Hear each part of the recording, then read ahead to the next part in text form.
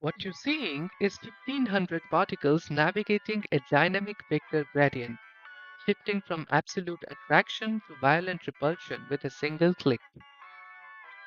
On the lands between, gravity is more than just a force, it's a weapon.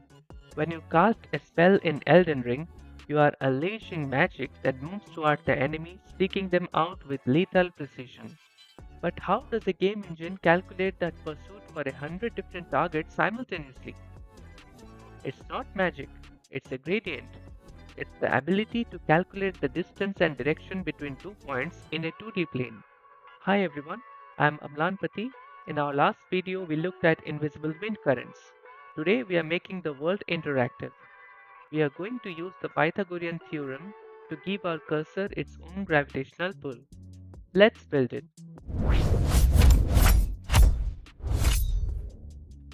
To make an object react to our mouse, the engine needs to answer two questions. How far away is it? And in what direction should it move? To find the distance, we revisit high school geometry, the Pythagorean theorem. A squared plus b squared equals c squared. In our code, the distance is the square root of dx squared and dy squared. This single calculation is the eyes of your physics engine. It's how we handle gravity collisions and even how a player picks up an item in a game. I'll use the emit abbreviations for the boilerplate and build our canvas, starting out with the vanilla.js template.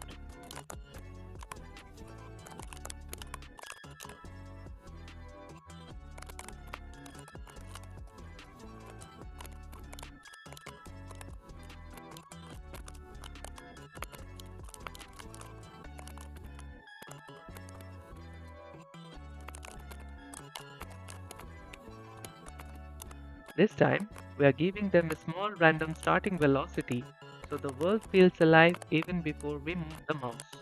Unlike the first video, these particles aren't following a global wind, they are waiting for an external influence. I'm adding a mouse move event listener to track our cursor's x and y coordinates. This cursor will act as our gravity well, the source of our field. Let's evolve the physics step by step. If we just add a fraction of the distance to our position, the particles snap to the mouse instantly.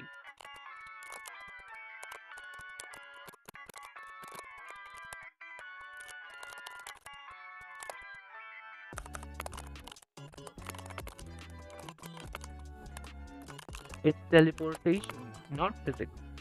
We need to find the unit vector. By dividing our dx and dy by the total distance, we get a pure direction. A vector that tells us where to go without telling us how fast. Now, we apply the force. We add this direction to the velocity instead of the position. This creates momentum. The particles don't just stop at the mouse, they have weight. They overshoot and swing back, creating these beautiful natural orbits. Finally, we add damping.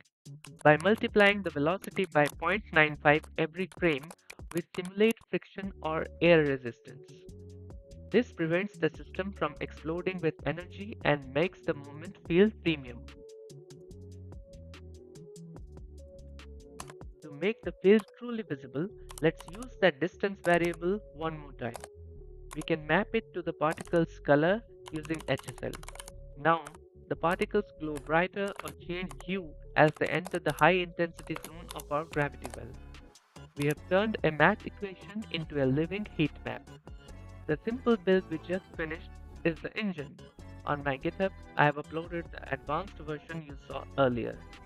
It uses 1500 particles, draws lines to show speed, and includes a toggle to flip gravity into a repulsion shield. Try to solve the challenges in my GitHub and comment if you found them helpful. In the next video, we are going to use these distances to connect particles together and create jiggle physics using Hooke's law. Like, share, and subscribe, and I'll see you in the next one.